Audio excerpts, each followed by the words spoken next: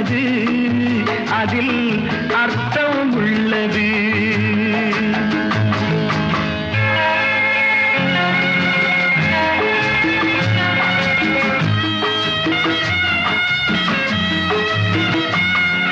உயர்ந்த இடத்தில் இருக்கும் போது உலகம் உன்னை மதிக்கும். உன் நிலைமை கொஞ்சம் இறங்கி வந்தால் நிழலும் கூட மிதிக்கும். உயர்ந்த இடத்தில் இருக்கும் போது உலகம் உன்னை மதிக்கும். உன் நிலைமை கொஞ்சம் இறங்கி வந்தால் நிழலும் கூட மிதிக்கும். மதியாதார் தலைவாசல் மிதிக்காதே என்று மானமுள்ள மனிதனுக்கு அவை சொன்னது.